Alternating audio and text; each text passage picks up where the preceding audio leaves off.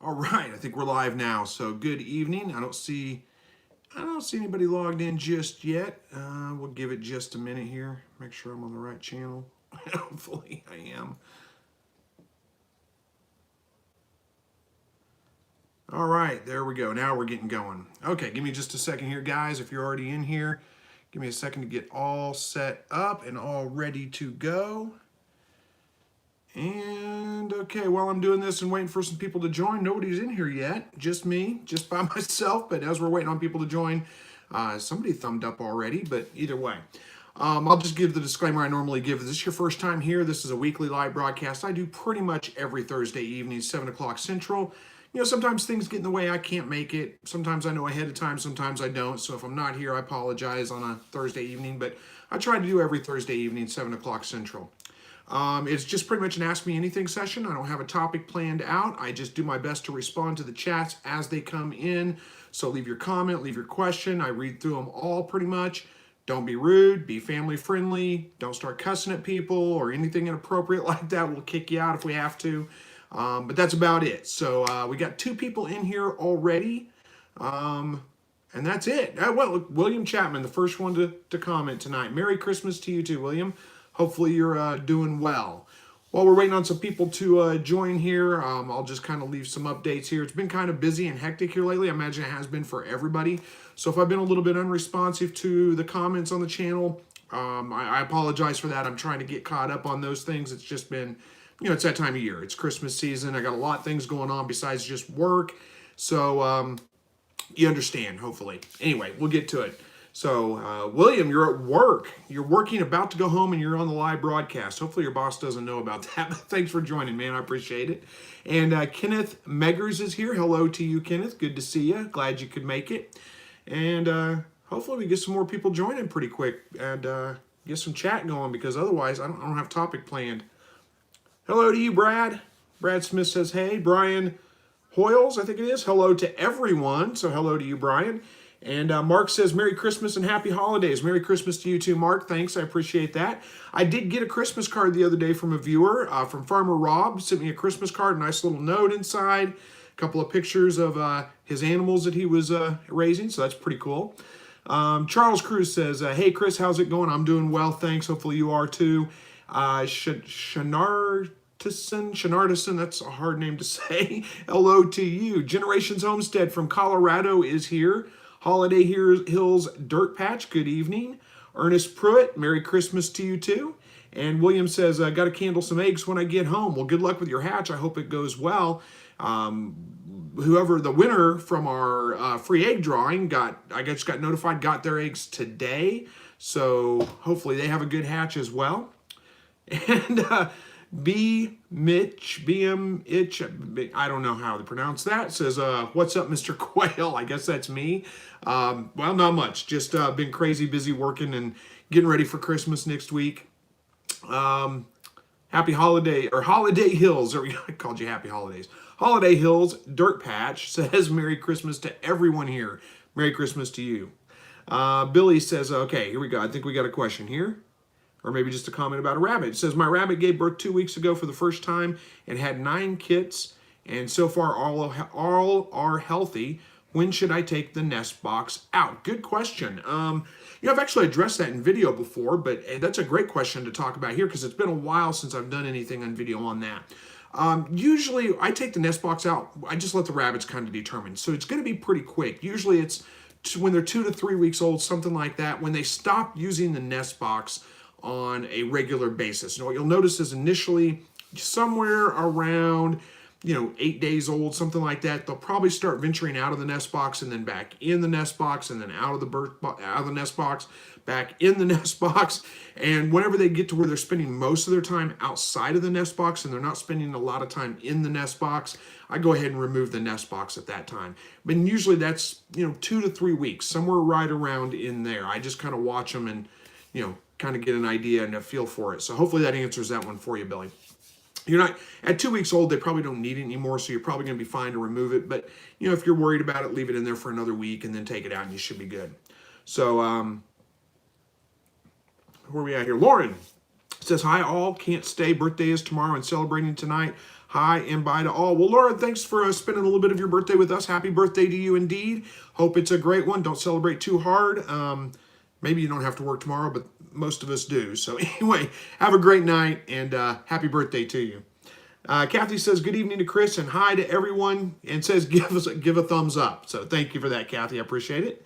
Melissa says hello from Northwest Arkansas. You inspired me to get quail. I have chickens and geese now and never thought about quail until watching you interact with yours. Well, thank you so much, Melissa. I appreciate that. Northwest Arkansas. You may not be too far from me. That's pretty much neighbors. And let's see. William says this is eggs from the only 3 from the bad hatch. I will let you know how the 8 eggs turn out. Lockdown on Christmas Day. Well, very nice. I don't ever bother, you're talking about candling your eggs when you get home. I don't bother candling my eggs. Most of the time, I don't even bother candling them. But if I do candle them, it's just right before lockdown. I don't bother candling them any other time. But, hey, hopefully you have a good hatch. Lauren says, oh, and real quick, my doe had 12 kits last week, excuse me, and is doing great. All are alive. Fantastic. 12 kits is an awful big litter. Not unusual to lose a couple from that, but if she's made it a week already, it sounds like you're past the worst of it, and they're probably going to do fine. So it sounds like you got a great doe there. Congratulations. Marie says, hi, how are you? Picking some quail eggs tonight. Picking or pickling? I'm not sure if you're picking quail eggs or pickling. Either way, I'm doing well. Thank you for asking, and hopefully either your pickling goes well or picking up quail eggs goes well. I don't know which one that is. I think it's probably pickling, and there was a autocorrect or something. That happens to me all the time. All right, Generations Homestead said, does weather keep rabbits from having a baby? Not really. I mean, it can. Not in the sense that, not necessarily keep them from having babies, but what weather can affect is sometimes bucks will go sterile when it gets real hot outside. They'll go temporarily sterile and temperatures over 80 degrees. It's not a guarantee. It's just something that happens to some bucks. I've never had that problem myself, but it is a fairly common thing in really hot weather that bucks will go sterile. So that doesn't keep the rabbits from having their babies, but it can keep them from getting pregnant because the buck is sterile, if that makes sense. But no, other than that, weather doesn't seem to affect them too much. My does kindle when they're ready to kindle. It doesn't seem to matter what's going on with the weather outside. They just do. They're just fine with it. So, all right, Rebecca says, is untreated rainwater okay for my quail? It probably is. It kind of depends on where that rainwater is coming from, of course. I don't know that I would use rainwater off my roof to water my quail because, it's shingles up there and who knows what's in the shingles. It's probably not great for them. But if you're just collecting rainwater, just like, as long as it's flowing off of a fairly clean surface, and by clean, I don't mean like dirt-free necessarily. I just mean like chemical-free. If it's not, I don't know that I would want water flowing over my asphalt shingles and use that for watering my animals. But hopefully what I'm saying kind of makes sense. If you've got a water catchment system set up outside and it's catching water, off trees, off the ground, those things are fine. Quail are going to do just fine drinking out of that water. It is possible that, if you're collecting water off the ground, that you may introduce a slightly higher risk of getting parasites in your animals, but I don't think it's that high, that elevated. I wouldn't worry about it myself. Yeah, untreated rainwater should be fine to water them with. I know that's kind of a convoluted, weird answer, but hopefully it makes sense what I'm trying to say. All right, Jennifer says, I've got a doe due to kindle in 10 days and it's 0 degrees Fahrenheit. Should I bring her inside, use a heat lamp, or leave her be? She is in a 3-sided shed right now. Okay, so, as long as you've got her with a good wind block, I wouldn't worry about it. I've had does kindle in less than 0 degrees outside. The thing to keep an eye on is just keep an eye on the day that she's due, which maybe today. Oh, in 10 days, okay. So that day, the day before, keep a pretty close eye on her. Make sure when she has her baby, she has them in the nest box. As long as she has them in the nest box, they're probably going to be fine. If she has them on the wire, on the cage floor itself, then, you've got to collect them up as quick as you can, get them in the nest box. But again, as long as they're in the nest box, they're probably going to be just fine. I wouldn't worry about bringing her in if it was me. I've never had a problem with a doe. The only problems I've ever had with a doe in cold weather is, again, if she has her babies on the cage floor instead of in the nest box. That's the only time that's ever been a problem for me. And usually, if you keep a pretty close eye on it, if you catch her in the act of having her babies, the first 1 or 2, They're on the cage floor. You scoop them up real quick, put them in the nest box. She'll go ahead and have the rest of them in the nest box. And she'll go ahead and take care of them, even if she's had them all on the nest, on the cage floor. You've picked them up, you've put them in the nest box. She's still going to take care of them. It's going to be fine. But again, as long as they're in the nest box, they should be just fine. My kits, I've never lost kits in the nest box to cold weather. And it's been very, very cold before, so I wouldn't worry about it too much. All right, Melissa says, we are neighbors. North Rogers would love ideas to start with. Another time. Would love ideas to start with another time. I'm missing the last part of that, but North Rogers, yeah, that's very close to me actually. That's not a bad idea at all. I'm not sure what you mean by ideas to start with another time, unless that's something we talked about earlier and I've already forgotten it. I'm just not sure. Anyway. Yvonne says, hi from Niagara Falls in Canada. That's a place I've never been, would always wanted to visit. Thanks for joining us tonight. I appreciate it. Holiday Hills Dirt Patch says, excuse me, says, I'm hoping to get rabbits. I'm hoping to get my breeder rabbits this spring. I can't wait, going in head first with two bucks, not ducks, bucks, and 4 does. Yeah, that's a pretty big group to get, but hopefully it goes well. Good luck with those. I don't know if there's a reason why you're waiting until spring. Rabbits do incredibly well in the wintertime. I breed mine primarily in the wintertime. I'm not telling you should get them right now, but if you're just holding off for spring because you think it's better weather to get them in, really wintertime is better for rabbits. They do much better in the cold than they do in the heat of summer, depending on where you live, though, of course. So anyway, that's just food for thought. All right, Kinfolk Farm is here. Says, what's up, Chris? Our quail are doing great. Thanks for all your help. Just want to wish you guys a Merry Christmas. Well, thank you so much. I appreciate it. Merry Christmas to you, too. Brad says, do you breed your rabbits year-round? I usually don't breed them in the summer.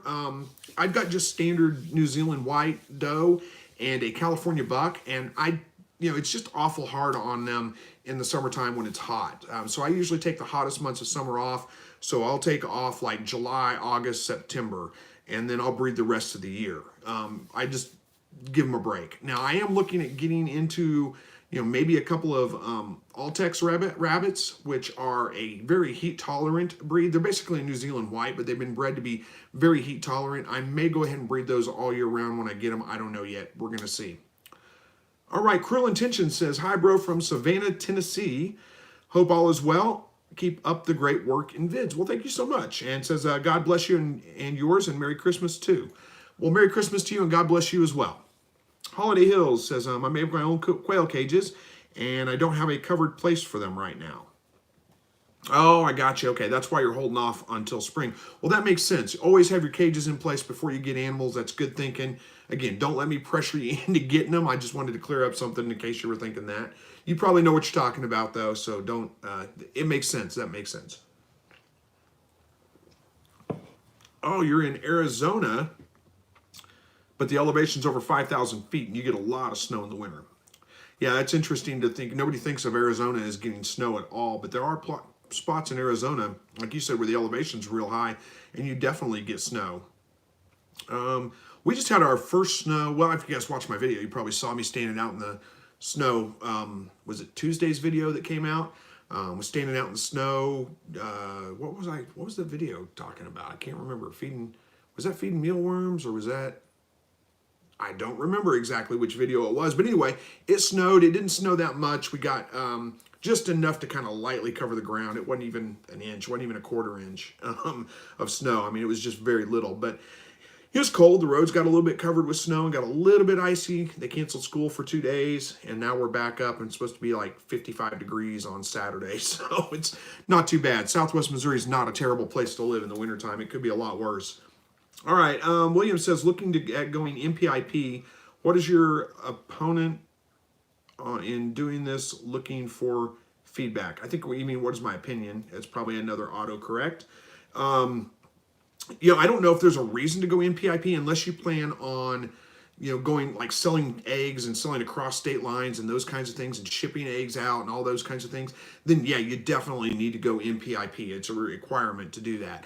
But if you're just looking at raising them for just your own purposes, or you want to sell them around like your local area, you don't need to go NPIP. It's not a bad thing. If you want to do it, do it. I'm not telling you not to do it. It's just not a necessity. There's no reason that you definitely need to do it unless you plan on doing something, like I said, commercially, like you want to really get into selling eggs on a pretty high scale level. And if you do plan on selling quite a few eggs, it's probably good to go ahead and get that NPIP, even if it's not a requirement, just because you can set yourself apart from all those people that don't have it, and you can talk about how you are NPIP certified. So, that might be a good reason to do it as well. There's nothing wrong with doing it, so don't get me wrong. I'm not telling you not to do it at all. I just, there's no reason to do it unless you plan on doing some of those kinds of things. So, I don't know. I don't really have much of an opinion on it, I guess. Owen says, hi, how you doing? I'm doing well. Thanks, Owen. Hopefully you are too. And Holidays Dirt Patch. Oh, I already read that one, in Prescott, Arizona. Shayna, I'm going to call you Shayna. Shaynartison, I'm going to call you Shayna. It says, why would young quail produce a lot of double yolk eggs? Interesting question. That's very common with, excuse me, I sucked a piece of dust down my throat or something.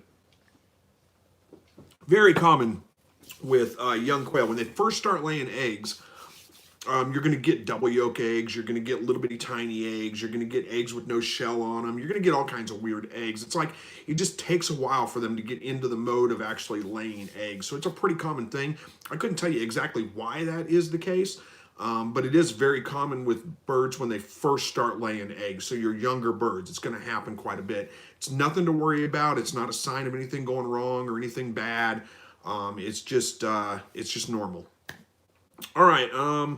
Holiday Hill says it was 12 feet. Oh, 12 feet. Was that 12 feet last night?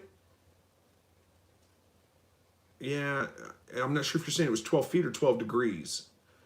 I can't read that if it says feet or degrees. Yeah, I'm guessing it's 12 degrees last night is what you're saying. And you saw that where I was with the quail with the snow coming down. Yeah. Hey, Hatch Poultry Farms is here. Again, thank them for the giveaway that we did 2 weeks ago, because that was sponsored by Hatch Poultry Farms. And remember, guys, you can get 15% off your egg orders from Hatch Poultry Farms.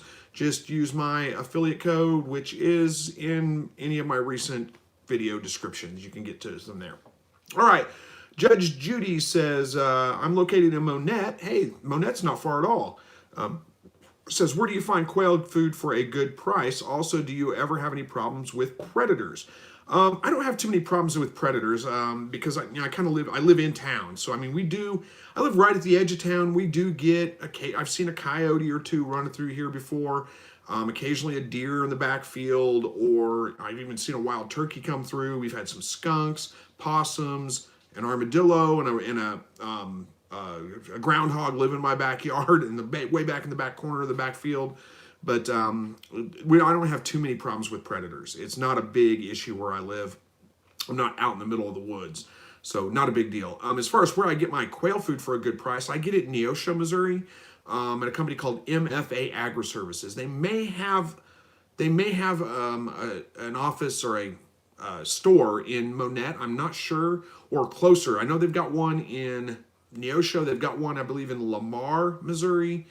I'm not sure where else they have one, but that's where I get mine. They mill their own feed, and I get it for like $13 for a 50-pound bag. So it's a pretty good deal. It's the cheapest I found. Anyway, hopefully that helps, and I find something there. But again, Monette, yeah, you're not far at all from me. That's just down the road. All right, Brad Smith says, what kind of feed do you give your quail? Well, good question. Hang on, sorry, my dog is acting weird. Maybe my wife is just getting home from work. I don't know yet. All right, Brad Smith says, what kind of feed do you give your quail? Okay, all my birds, I feed a game bird starter. It's a high protein. I always recommend like 25% or higher. I feed a 30% game bird starter because I can find it. You may not be able to find 30%. Try to get something 25% or higher. If you don't have game bird starter in your area, then you can look for turkey starter. If you can't find that, you might talk to your feed store, see if they can order it in. They may not carry it on a regular basis, but a lot of times they can order that stuff in for you. It doesn't cost anything extra. They'll just have it delivered when their normal deliveries are. And then I'm sorry, I got distracted by another comment. Then you can just pick it up whenever you go to pick it up. I do that with my rabbit food. Where I get my rabbit food from, the feed store doesn't carry a 19% protein, but they can order it in for me. And they do. They order it in for me, so they have it on stock when I go to buy it. It doesn't cost me anything extra to get it that way. So hopefully that helps. All right, Generational Homestead says negative 24. I'm not sure what that means. Are we talking about the temperature there? Negative 24 is awful cold. Are you talking about negative 24 temperature, negative 24 wind chill? And is that Fahrenheit or Celsius? I'm betting it's negative 24 wind chill and it's Fahrenheit is my guess. But I don't know. Maybe you're not even talking about temperature. I'm not sure. William says autocorrect. Oh yeah, autocorrect. I assumed it was autocorrect. That happens to me all the time. Amy, the little farmer, says, will quail cycle on and off egg laying during the winter with supplemental light? They can for sure, especially as you get like this time of year, because I mean we're real close to the shortest day of the year. It's like next week, so for the last couple of weeks, my birds have been kind of sporadically not really laying very well. They've kind of quit for the last couple of days. That'll probably go on for another week or two. I do have supplemental lights on them, but I don't run it quite long enough. I kind of give them a little bit of a break this time of year. It's hard to keep them laying this time of year anyway, even with supplemental lighting, just because the days are so short. But again, if you live in the northern hemisphere anyway, we've got like another week or two until we get, well, I think it's, what is today, the 19th? So we got like 4 days until the summer, or until the winter solstice, which is the shortest day of the year, and then the days start getting longer, and it won't be but another week or two after that to where they'll really kind of start picking back up again as I'll get the lights going again. I give them a little bit of a break, about a month and a half maybe total, before I really start pushing them to lay more regularly. All right. Says, yeah, I was getting 4 daily, now down to 3. Yeah, that's pretty common. Don't stress about it. They'll pick back up eventually, but yeah, it is common for them to be a little bit sporadic during the wintertime. I think there's several reasons for that. The light's the biggest thing that determines whether your birds lay regularly or not. But any kind of stress factor can do that. And, we had a big cold front come through where we got down to, the low teens, where we were not even getting below freezing at night. And then all of a sudden, boom, we're down in the low teens for a couple of days. And that's a pretty drastic drop in temperature. And that can stress them out a little bit. And that alone can get them to be a little bit sporadic with laying. But again, they'll pick right back up. So, all right, where are we at here? Alan Weber says, happy holidays, Chris. Well, happy holidays to you too. Kathy says, do you have any experience with tanning hides? Can you do a video on it maybe? I have tanned some hides before. I'm going to try to do a video on it again some point, or a video on it at some point. I haven't done videos on it. I'm not the most experienced hide tanner, but I have tanned hides before. It's not terribly difficult to do. Just takes a little bit of patience more than anything. But the thing with tanning rabbit hides is when we're processing rabbits, they're usually only 8 to 12 weeks old. They don't have their adult coats in. So it's not really, in my opinion, it's not really worth doing it on a regular basis because those hides are not, they're too thin. They're not adult hides. They don't have their adult coat in. They don't have their winter heavy coat in. And it's just not, the hides aren't good for much of anything except for like craft purposes. They're not really good for making clothing, making hats, gloves, those kinds of things out of. Not the ideal anyway, so it may not be worth doing. My wife is definitely home from work now. You guys may not be able to hear it, but my dog is at the back door, anxious for her to get in. He's tap dancing on the linoleum and wagging his tail, beating it against the door. So, all right. William Chapman says, only 15 miles from Alabama, Georgia line. I'm interested in selling at a few farmers markets. Well, that's a good reason to get MPIP certified then, William. I think you're on the right track. All right. Holiday Hills Dirt Patch says, I'd love that too, Kathy. I'll be processing my hides. Okay. Well, yeah, let me see what I can do. Shayna says, well, my name is actually Shayna. Thanks for that. So, good. At least I'm not calling you something else. If I did, I'm sure you've been called worse before. I know I have. All right, Kathy says, Merry Christmas to you and your family. I hope your holidays are dull of laughter, love, and family. I know you don't mean dull, but I don't know why that caught me funny. You mean full of laughter. It's an autocorrect issue, but still, it reads funny. I hope your holidays are dull of laughter. And anyway, thank you. Merry Christmas to you. I hope your holidays are full of laughter and love and family as well. Katie says, I feed mealworms to raise my protein from 24% to 25%. Yeah, that's a good way to do that. Mealworms are pretty high in protein, and if you can't find a high protein feed, you can mix your own. Get a lower protein feed, mix in mealworms or cat food or catfish food. Any of those kinds of things are really high in protein. You can mix that into your feed to boost the protein levels up. Judy Sarquist says, happy holidays. Well, happy holidays to you too. And let's see. Where are we at here? And Judy says, and enjoy your informational videos. Well, thank you so much. I appreciate that. Alan says, you should put one of those Amazon referral links to Quail stuff in the description, so when people ask that again and again, you can point them to that and make a few pennies for your troubles. I'm not sure what we're talking about, the Quail stuff exactly, but I do have a link to my Amazon shop in my description. So, you guys can go to that Amazon shop anytime you want. It's full of things that I use, that I recommend. I don't put anything on there that I don't use or don't recommend you guys getting. So, although I don't typically put individual links to products anymore, I just add the products to my Amazon shop, and my Amazon shop link is always in the video descriptions, not on the live broadcast, but on the regular videos, it's always in there. So yeah, anytime you guys want to shop Amazon, if you want to support me, go to that, my Amazon shop, and it doesn't really matter if you buy something from my shop, but if you go through that link, I believe, I still get a little bit of like a couple of pennies or something off of a purchase that you make. It doesn't cost you guys anything more. It's the same price, but I get a little bit of a kickback on that. So don't worry, I'm not rolling in the dough off of Amazon referral, but I make a few pennies on it, like you said, Alan. Thanks for the suggestion, though. I appreciate it. Ernest says, got my hatch poultry quail eggs Monday in the incubator Tuesday morning. Ordered 50, got 55. Very nice. We'll update the hatch rate. Good. I'm anxious to hear that. Good luck with your hatch. Hope it goes well. Willie McBurney says, season's greetings, Chris. If you use sublime tap lighting to get eggs, is the fertility affected? Okay, if you use sublime tap, I think that's probably supplemental. And again, it's an autocorrect thing. So if you use supplemental lighting to get eggs, is the fertility affected? Not usually, no.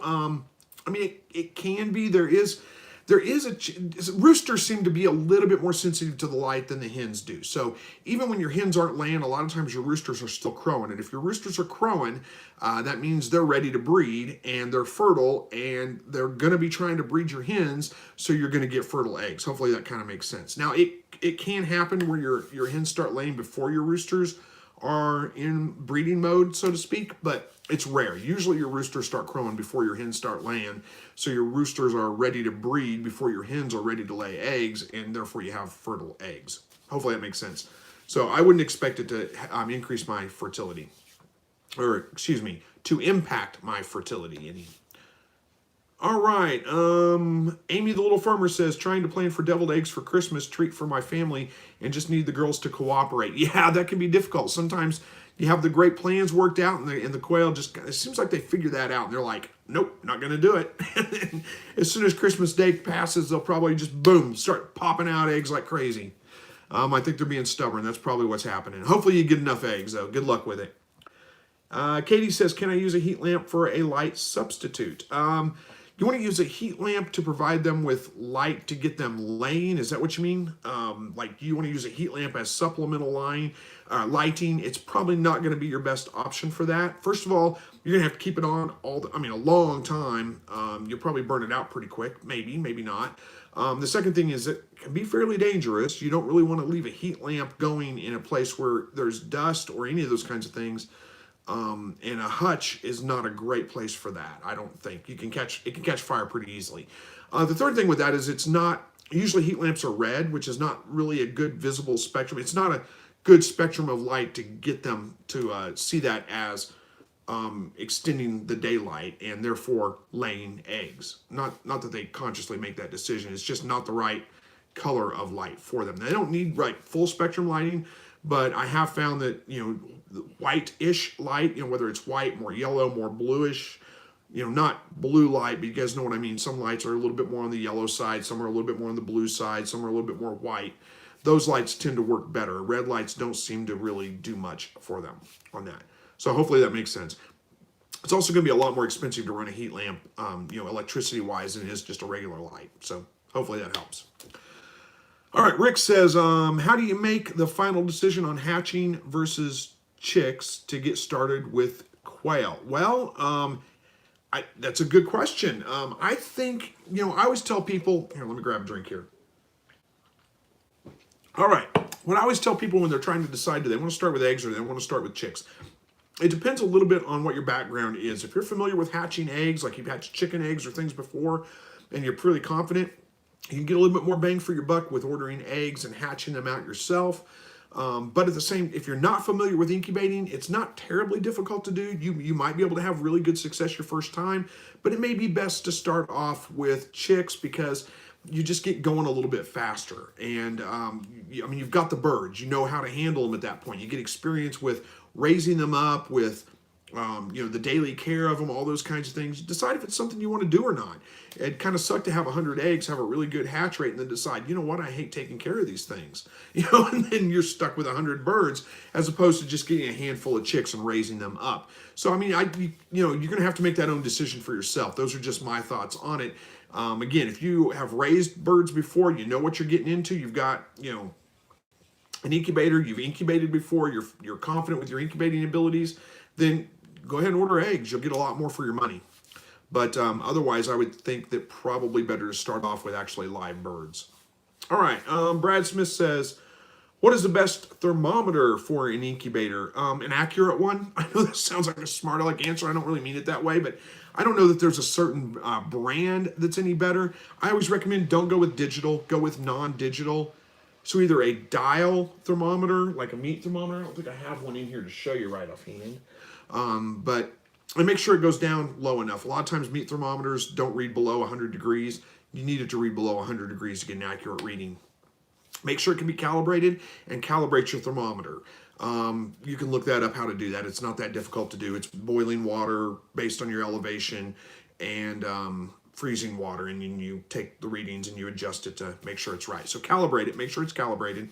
And again, non-digital, so either a dial type thermometer or you can go with metal or medical type thermometers, which are like the old, glass with the mercury in them kind of things. Those are a little hard to read sometimes down to the absolute degree. But one of those two would be my suggestion on it. I don't know that there's a certain brand that's any better than any other, but hopefully that answers the question for you. All right. Amy the Little Farmer says, Rick Biggs, the chicks are more of a sure thing if available in your area. Sometimes hatching eggs are the only option. Yeah, that's good advice too. All right, Mark says, by the way, your shirt is 100% correct. What shirt am I wearing? Oh yeah, this is my government is not the solution to the problem. Government is the problem shirt. One of my favorite Reagan quotes, Ronald Reagan. I'm just barely old enough to remember Ronald Reagan's presidency. That's the first presidency I really remember. I was born in 1974, so I remember the election in 1980. Vaguely, just vaguely remember it, but I remember Reagan's presidency pretty well.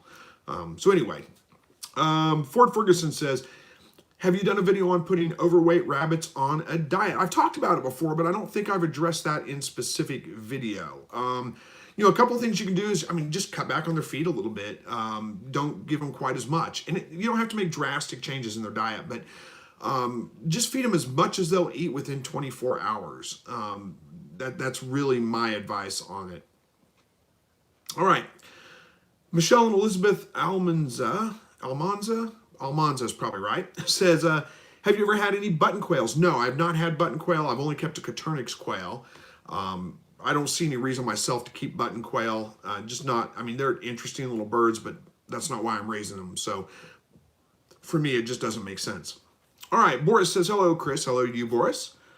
Rebecca says, when the weatherman tells us to bring in animals due to extremely low temperatures and horrible wind chill, will my quail be okay outside? Yeah, they should be okay outside. As long as they have a way to get out of the wind, a covered section of their hutch or whatever, they can get out of the wind. They'll be fine. Don't worry about it. The weatherman, it drives me crazy sometimes hearing that stuff. I get what they're trying to say. Like my dog is you guys have probably seen my dog. He's a short-haired dog, pit bull, pointer mix. I'm not sure what he's excited about something. There's something outside. You can hear him barking right now.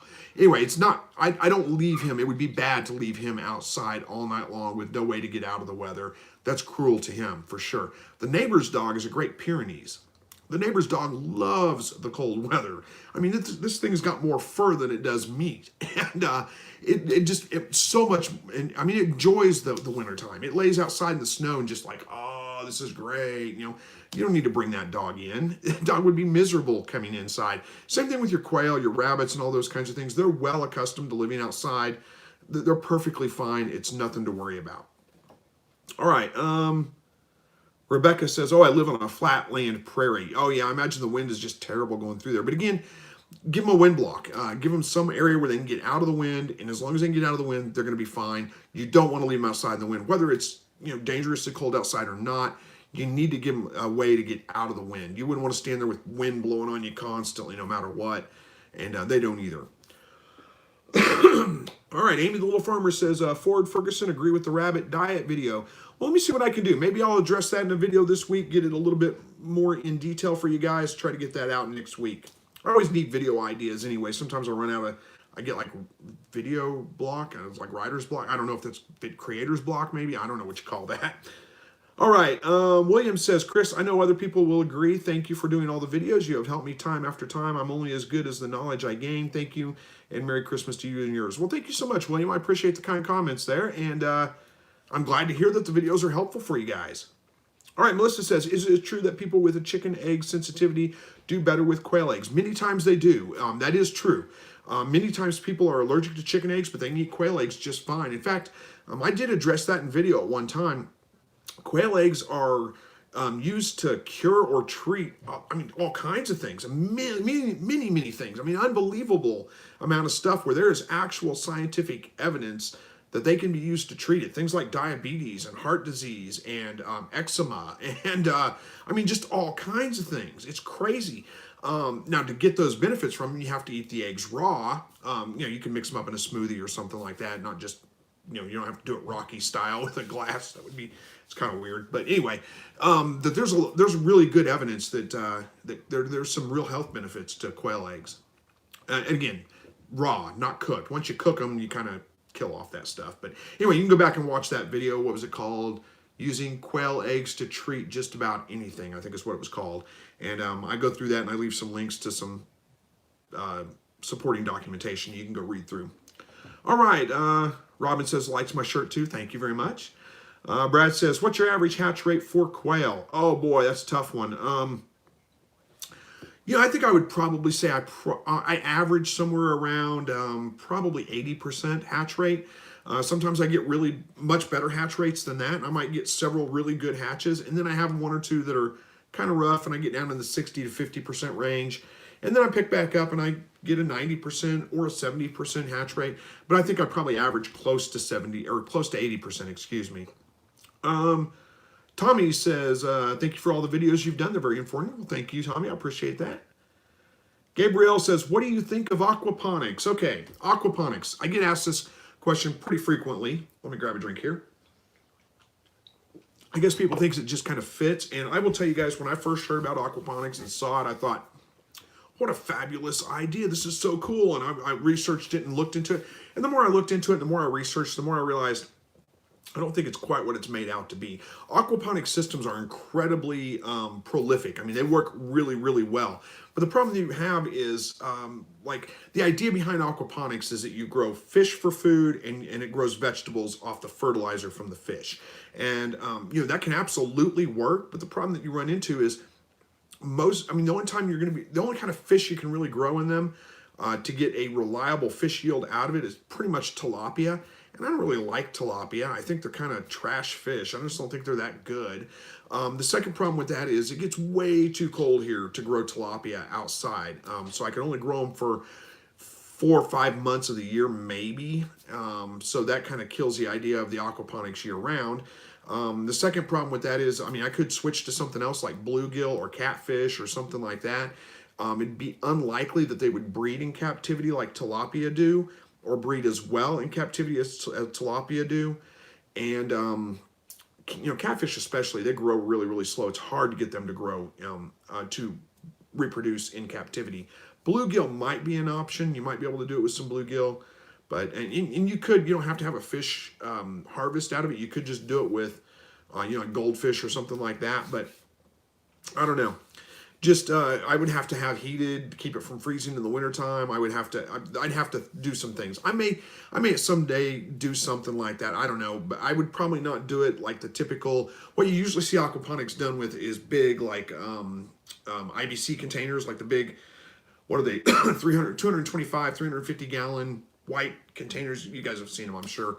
And they cut them in half, and then you grow your fish in the bottom, and then you have the top piece that you turn upside down, and there's kind of an ebb and flow where the water is constantly going through. You can do it a couple of different ways. I might do an in-ground pond of some kind and then grow some things on top of that. That would be nice, but it wouldn't necessarily be for a fish harvest either. I don't know. I think aquaponics is cool. It doesn't necessarily work for everybody, though. It's not the easy solution I think a lot of people try to make it out to be. But it can be done. You just got to have the right setup for it. All right. Holiday Hills says, I agree with William Chapman. Tons of I do get Chris. Tons of I do, Chris. Thanks. Yeah, I think, tons of info. Okay. Thank you, Holiday Hills. Sorry, I was having a hard time following through on that. Mark says, really wish you was a Bob White whisperer. Yeah, I'm not. Bob White are not the ideal quail for me to raise. The couple of things about Bob White. The reason I don't raise Bob White is they grow out a lot slower than Coturnix do. They're not nearly as reliable of egg layers. So there's my egg and meat production. That's what I'm in it for, and it doesn't work as well with Bob White quail. Also have to have a permit to raise Bob White quail. You can't. They're a native bird, so a permit's required. It's not that hard to get. It just doesn't fit for me. Coturnix are a clear winner when it comes to wanting egg production, wanting meat production, just easiness. It's Coturnix. That's the easy way to do it. So that's my opinion anyway. I'm not saying there's anything wrong with raising Bob White. It's just not the bird that I choose to raise. All right, Brad says, when do you start seeds for your garden? Good question. It depends on what seeds we're talking about. Most of them, when you're talking about the standards like tomatoes and peppers, what else? Tomatoes and peppers, well, those are primary ones. About 6 weeks before your last frost date. My last frost date, average last frost date, is April 15th. So I don't really put my tomatoes and peppers in the ground till the 1st of May at least. A couple of years ago, we had snow on May 1st. So I try to wait till at least the 1st of May. So I count back 6 weeks from there, and that's when I start my peppers and tomatoes. Things like zucchini and summer squash that are going to get just huge really quick. I don't start those, but about 3 weeks or so before I'm going to be putting them in the ground. Some of your things like your lettuce and your onions and those kinds of things, they can be started really, really early. But I usually start those right in the ground. Okra, I start right in the ground. It doesn't need that long to get going. The reason I start tomatoes and peppers early is because they take so long to grow. So I can get 6 week jump on the growing season by starting them indoors. No, most other things don't take that long to grow, so it's not as big of a deal to get them started that early. Hopefully that makes sense and kind of answers that question. I usually do videos right around the time I start, starting seeds and address that in video at that time. All right, Sulphur Springs says, greetings. Greetings to you too. How are we doing on time here? About 15 minutes left. Robin's Nest says, what can you grow in the garden to feed quail instead of buying store-bought food? Okay, I think that's, you can grow things to help supplement their feed, but, honestly, quail are omnivorous. They don't need just vegetables. They need, in the wild, they would eat seeds and grains and, some grasses and things like that. But a lot of their diets can be made up of insects, and you need to provide them with that insect harvest if you're going to try to feed them naturally, so to speak. Now, you can grow plenty of things in the garden to feed your quail, supplement their food with, but don't think of it like you're not going to grow a vegetable garden for your quail. I mean, you can, but it's not really a good diet for them. Quail don't live off of tomatoes and cucumbers and those kinds of things in the wild. Those should be like treats to them. Hang on, let me grab another drink here. So I would say, if you want to feed your birds primarily off things you grow yourself, I would look at growing fodder for them. and it's probably going to be either wheat fodder or barley fodder. Those are probably going to be the two easiest for you to grow. You don't necessarily need to do those in a garden. You could, but I think a fodder tray system would be the easiest way to do that. It grows really, really fast, so you don't need to wait. I mean, you're feeding them to them within like 4 or 5 days of, from the time you start the seed. You start the seeds, and then 5 days later, it's being fed to the animals. So you can do that. And both of those have really high nutritional value, and they're really good as kind of the primary diet source, but you're going to need to add something else in. I personally believe, like I said, quail eat bugs. I mean, that's a big part of their diet in the wild, and I think they need that. I don't think they can be turned completely vegetarian, not on a healthy way. So you're going to need to look at probably raising something like mealworms or crickets or something along that lines in addition to the fodder to avoid buying store-bought food, if that makes sense. Or supplement them. You can supplement their food with fodder so you don't have to buy as much store-bought food. That can work. But those are just a couple of my thoughts on it. Holiday Hills says, I stay away from tilapia. It's a man-made engineered animal. Maybe it is. I'm not sure. I thought tilapia was a native fish to some kind of Asian fish. I didn't realize. I don't think it's man-made engineered, but maybe it is. I don't know. I just don't like it. It's just not that good to me. It's just kind of trashy. But anyway, Michael Bevins says, better late than never. Hello to all. Best to you and your family. Thank you very much. I appreciate that. Best to you and your family as well. All right. Michelle and Elizabeth says, I wish you and your wife a very Merry Christmas and Happy New Year. Thank you. I wish you guys a Merry Christmas and Happy New Year as well. Gabriel says, thanks for your awesome channel. Well, thank you. Says, got to put the fish underground. Have you heard of a wallapini? No, I've not heard of a wallapini. I don't know what that is. I'll have to look that up. Let me put a note over here, see if I can figure out what it is. Wallapini. It looks like it is some kind of greenhouse, something like that. I don't know. I'll have to look at it later. All right. Holiday Hill says, I'm going to grow a large patch of barley or rye for my rabbits as supplements for the grain. You can do that. You can grow a large patch of it, or like I said, you can do a fodder system pretty easy. It's not terribly difficult to do. Where you just have a series of rotating trays, and basically every day what you do is you go in and you start new seeds, and then you move the tray that you started yesterday to the next spot, and then you can set up a system to where when you water them, it just waters all of them at once. And then you take the last tray in the deal, you take it out, you feed it to your rabbits. And you have 7 trays basically, one for every day. And by the time the one that you started today works its way through the system, it gets down to the last spot, it's ready to feed to your rabbits. You just do that every day. You can do that. It's not terribly difficult to do. Just a little bit of time consuming, but not that bad. All right. Melissa says, I had a bad year for tomatoes this year. Do you think it was our climate? I'm developing my property out in the woods. I did very well in Texas in the past, but this humidity here is a beast. Yeah, are you, Melissa, are you the one in Arkansas now? Interesting. I'm thinking Texas, depends on what parts of Texas you live in. The humidity down there is pretty rough too in some parts, but yeah, I didn't have a great year for tomatoes either, but I think it was because we just had so much rain this year. That was my big problem. We had so much rain. I had problems with fungus and some of those kinds of things, and I didn't really address it. I just kind of let it go. It was a little bit of a hectic year. My wife's had a couple of surgeries. I can't really use that excuse because really what it came down to is I was just lazy. I just didn't want to deal with it at the time, and I let them go and just do what they could. But yeah, I didn't have a great year for it. But that was the biggest problem I had, too much rain. It was just wet forever. It was crazy. I used to live in Lubbock in Amarillo. Okay, yeah, that makes sense. Yeah, Arkansas is, well, it's the same climate we have here. You're just a little bit further south. Yeah, it's definitely hot and humid in the summertime. All right, Holiday Hills says they made tilapia in Asian as a cheap food source. Yeah, it's not good to me. I think it's hilarious how they try to sell tilapia in restaurants as like some kind of gourmet fish dish or something exotic. It's not good. It doesn't taste like anything. All right, Mark Meyer says, the only reason Bob White's for me is to help repopulate our farm. Well, that makes sense. We've had a few cubbies, but they're small. I also want to try pheasants as well. Our farm is primarily for wildlife and habitat. Yeah, that makes sense, Mark. Yeah, if I was living in a place like that, I might definitely raise bob whites to release them.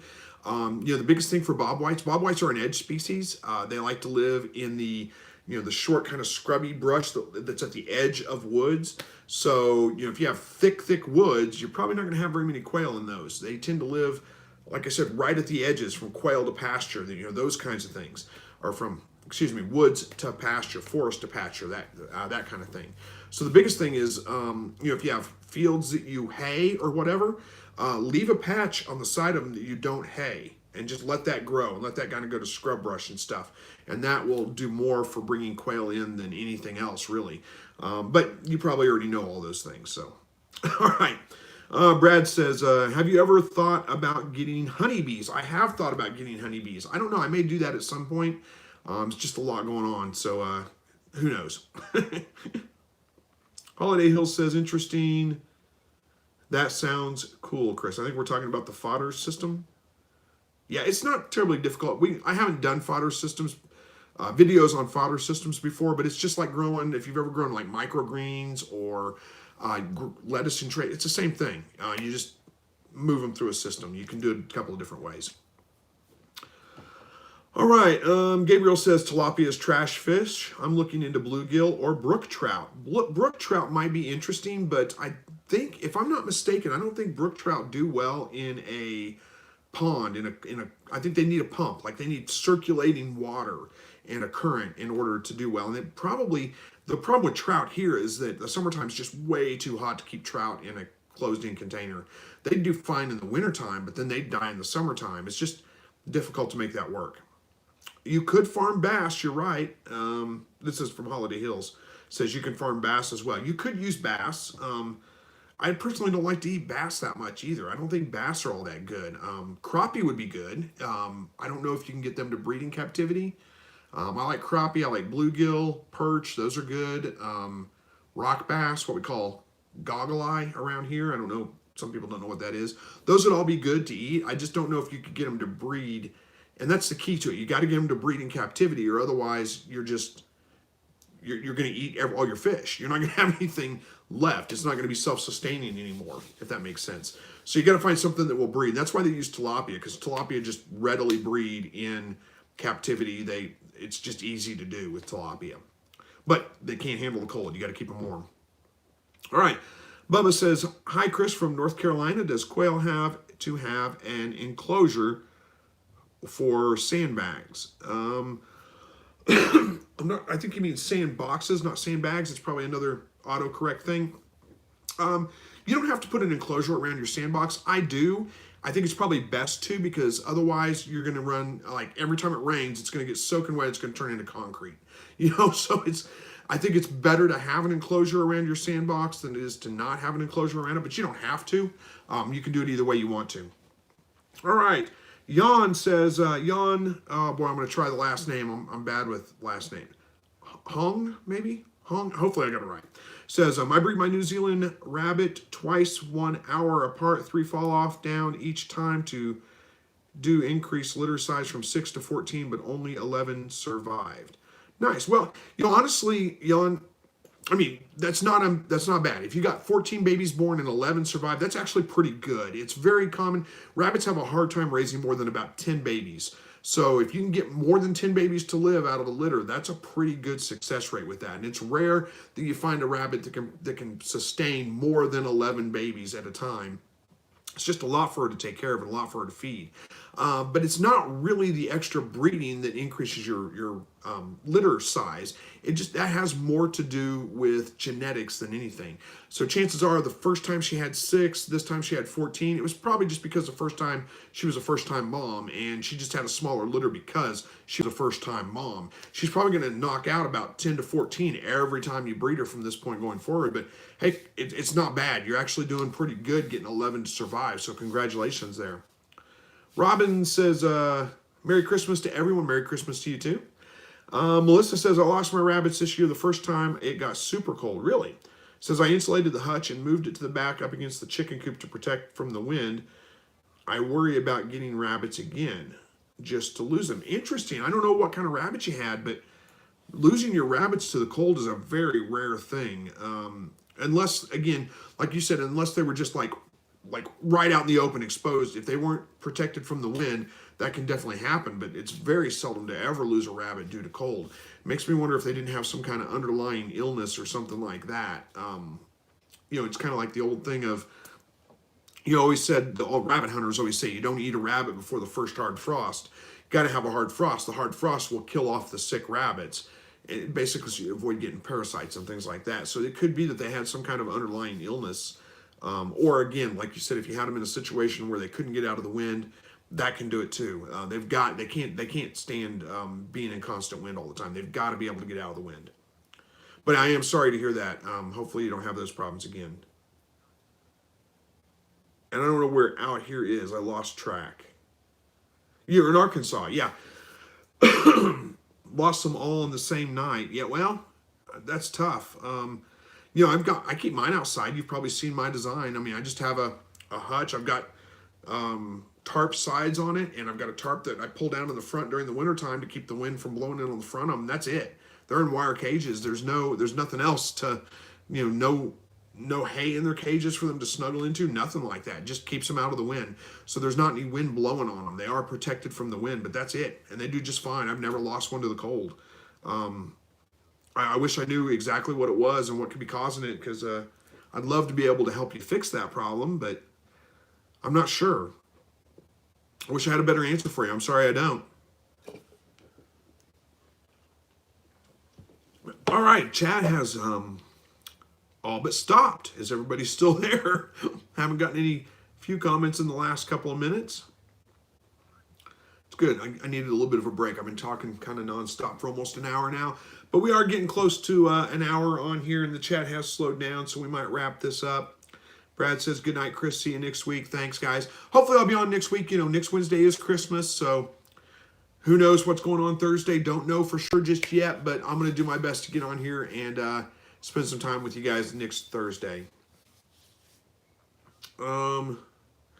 Amy the Little Farmer says, I used some thick, clear vinyl to give them light, protect them from the wind with a roof over them. That seemed to work. It's a good suggestion. Be careful about, clear plastic.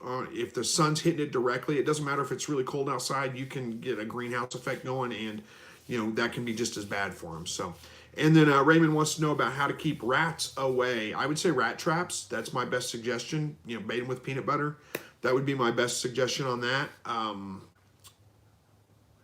Just good old-fashioned snap traps. Those seem to be the ones that work for me. So I don't have rat problems, but I have a mouse problem every once in a while, and the snap traps, they do the job.